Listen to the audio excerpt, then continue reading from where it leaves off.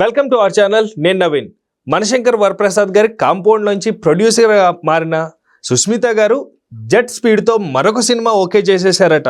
అయితే ఆ recent updates ఏంటో మనతో మాట్లాడడానికి సినీ అనలిస్ట్ శ్రవణ్ గారు ఉన్నారు. సార్తో మాట్లాడతాం. నమస్తే అండి. నమస్తే అండి. సుస్మిత గారు ప్రస్తుతం ఉన్న సక్సెస్ జోర్లో జెట్ స్పీడ్తో ఇంకొక ప్రాజెక్ట్ ఓకే చేశారట. ఏంటంటే అది ఎంత ఫాస్ట్ అప్డేట్?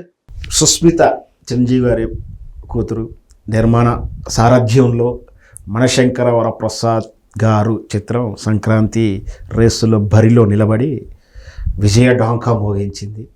అంటే సుస్మిత గారే కాకుండా సాహు గారపాటి గారు కూడా ప్రొడ్యూసరే. సో ఇద్దరి కాంబినేషన్లో, ఇద్దరి కో ప్రొడక్షన్లో వచ్చినటువంటి చిత్రం. అయితే సాహు గారపాటి గారు కూడా గత 5 సంవత్సరాల నుంచి వరుసగా సినిమాలు చేస్తూనే ఉన్నారు.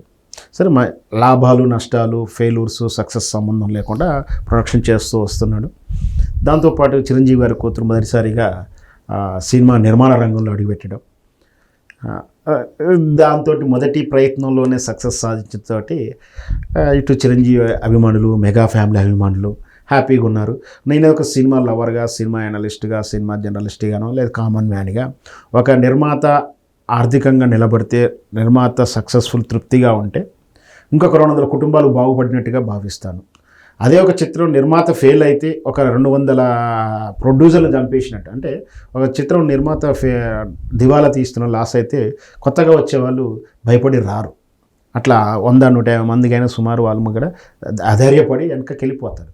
అదే ఒక సినిమా నిర్మాత సక్సెస్ అయితే ఇంకా 10 మంది నిర్మాతలు వస్తారు, ఇంకో 10 చిత్రాలు తీస్తారు, ఇంకా 200-300 కుటుంబాలు సినిమాని నమ్ముకొని బ్రతుకున్న కార్మికులకు ఉపాధినిచ్చినట్టు అవుతుంది. సో నిర్మాత ఎప్పటికి కూడా క్షేమంగా ఉండాలి, చాలా ఆరోగ్యాలతోటి, సంపదతో ఉండాలని నేను కోరుకుంటాను.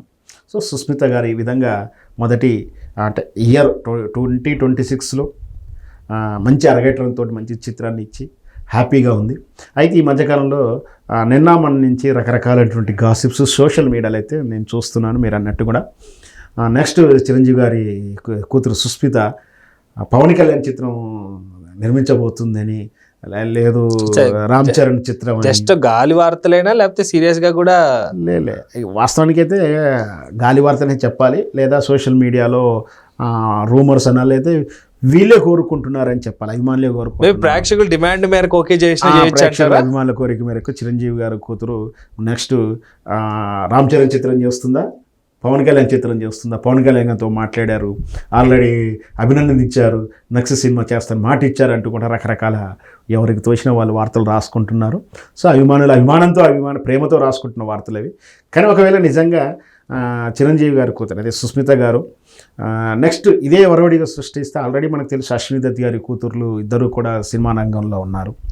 ఆ తర్వాత డైరెక్షన్లో కూడా లేడీస్ ఉన్నారు. మనకు తెలిసి విజయనిర్మల తర్వాత ఇప్పుడు ఉన్నటువంటి జయ కానీ, తర్వాత వచ్చిన వాళ్ళు కానీ లేడీ ఓరియంటెడ్ నిర్మాతలు దర్శకులు ఉన్నారు. ఆ కోలకే సుస్మిత గారు కూడా, మనకు సుస్మిత గారు అంటే కొంచెం ఆ రోజుల్లో కొంచెం నెగిటివ్ ప్రాపగండం జరిగింది. ఉదయ్ కిరణ్ విషయంలో కొంచెం ఇబ్బందికరమైన పరిస్థితి, మీడియా కూడా వడ్డీ వార్పించింది. అదంతా కూడా సరే, అది ఏది ఉన్నా కూడా పర్సనల్ వ్యక్తి అంటే పెద్ద వ్యక్తుల జీవితాలు ఆ విమర్శ వల్ల కావచ్చు, ఆ నెగిటివ్ వల్ల కావచ్చు, భయానికి కావచ్చు, కొన్ని దానిలో దూరంగా ఉందని కూడా అనుకోవాలి. మనం సైలెంట్ అయిపోయారు. తర్వాత వాళ్ళ వ్యక్తిగత జీవితాలు, వ్యాపారాలు అవి ఉండొచ్చు. బట్ సినిమా రంగం రావడానికి కొంత ధైర్యం చేసిందన, దానికి వెనకడిగేసిందేమో అని మనం అనుకోవచ్చు. మొత్తం మీద వాటి నుంచి చేసి అదంతా గతం తప్పెవరితో భగవంతుడికే తెలవాలి.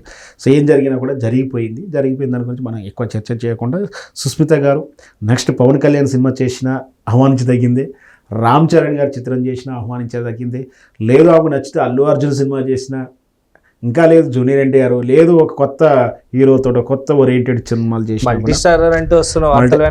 Business multi star. ఇంకోటి ఏంటంటే మనకు ఈ జనరేషన్ అంతా కూడా ఫ్రెండ్లీ జనరేషన్. అంటే మనోజు ఫ్యామిలీ, లక్ష్మీ ప్రసన్న, జూనియర్ ఎన్టీఆర్, ఈ రానా, వీళ్ళంతా అసలు ఏజ్లో 1-2 ఇయర్స్ డిఫరెన్స్ ఉన్నా కూడా ఒకే డెక్కడికి సంబంధించినటువంటి జనరేషన్. వీళ్ళంతా కూడా ఫ్యామిలీ ఫ్రెండ్లీగా ఉంటారు.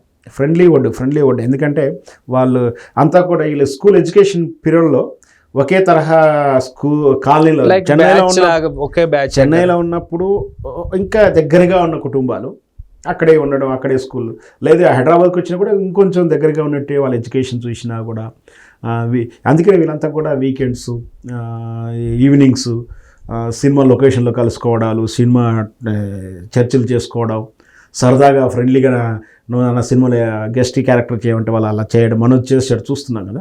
ఇట్లా అవన్నీ కూడా ఫ్రెండ్షిప్ ఉంది వీళ్ళందరి మధ్యలో. అందుకనే ఎవరితో చేసినా ఆశ్చర్యపడక్కర్లేదు. అది అందుకే ఎందుకు చెప్తున్నానంటే సుస్మిత కూడా అందరితో ఫ్రెండ్లీగానే ఉంటుంది. దాంతో రేపు జూనియర్ ఎన్టీఆర్ చేసిన ఆశ్చర్యపడక్కర్లేదు, అల్లు అర్జున్ చేసిన ఆశ్చర్యపడక్కర్లేదు. కాకపోతే వాళ్ళకి మనకు తెలిసిన షెడ్యూల్ ఆల్రెడీ తెలుసు. పవన్ కళ్యాణ్ గారికి 4 సినిమా ఇంకా 3 సినిమాలు షెడ్యూల్ అయ్యుతూ అంటే షూట్ అవుతూ కంటిన్యూ అవుతూ ఇంకా ఉన్నాయి. ఇప్పుడు మనకు తెలిసిందే అల్లు అర్జున్ నిన్నగా 21, 22, 23, 24 సినిమాల గురించి మాట్లాడుకున్నాం. బిగ్ అప్డేట్స్ మాట్లాడుకున్నాం. వెయిటింగ్ 2-3 ఇయర్స్ వెయిటింగ్ ఉంటుంది. జూనియర్ ఎన్టీఆర్ది అలాగే ఉంది. మరి చెప్పలేం ఎవరు ఇస్తారో ఏం చేస్తారో. లేదు మళ్ళీ కాంబినేషన్ బాగా కుదిరిందంటే అదే అనిల్ రావుపూడి గారితో నెక్స్ట్ సినిమా మళ్ళీ ఆమె డైరెక్షన్ ప్రొడక్షన్ చేస్తుండొచ్చు. సో ఏది జరిగినా కూడా చిరంజీవి గారి ఫ్యామిలీ నుంచి, మెగా ఫ్యామిలీ నుంచి మళ్ళీ ఒక సినిమా బిగ్ షాట్గా అంటే హీరోనే కాకుండా పడింది. ఆల్రెడీ నాగబాబు గారు ప్రొడ్యూస్ చేస్తూ ఆయన రానిచ్చాడు. నటులుగా వాళ్ళ అల్లుళ్ళు, మేనల్లుళ్ళు వాళ్ళు నటిస్తున్నారు. సో చిరంజీవి గారి ఫ్యామిలీ నుంచి మళ్ళీ ఒక సినీ నిర్మాతగా సుస్మిత రాణిస్తూనే భావిద్దాం. సో అటు చూసుకుంటే నాగబాబు గారు అమ్మాయి నిహారిక గారు కూడా కొంచెం రీసెంట్ గా నిర్మాణ సంస్థ పెట్టారు. సో సిస్టర్స్ ఇద్దరు కలిసి మల్టీ స్టారర్ అంటున్నారు. ప్రేక్షకుల ఆలోచన లేకపోతే కావాలని ప్రేక్షకుల పేరుతో ఎవరు పెడతారు కానీ కొన్ని కమెంట్స్ చాలా ఆశ్చర్యకరంగా ఉంటాయి. నిర్మాణ సంస్థ నిహారిక గారితో కలిసి ప్రొడక్షన్ సుస్మిత గారు మల్టీ స్టారర్ ప్లాన్ చేస్తున్నారు. అల్లు ఫ్యామిలీలో ఈసారి వీళ్ళిద్దరూ కలిపి అంటే లేడీ సెంటిమెంట్ తో వర్కౌట్ అవుతుందేమో మల్టీ స్టారర్ అని అంటున్నారు. వాస్తవమేనా? ఏమైనా వార్తలు అవన్నీ కూడా ఈక్వేషన్ కుదరాలి, డేట్స్ కుదరాలి, కథ కుదరాలి. కథా రూపంలో కుదిరిన తర్వాత, ఈక్వేషన్ కుదిరిన తర్వాత సెట్లోకి వెళ్ళాలి. అదంతా కూడా టైం బీయింగ్. మనం చూద్దాం, వెయిట్ చేద్దాం. ఏ రూపంలో వచ్చినా కూడా మంచిదే కదా.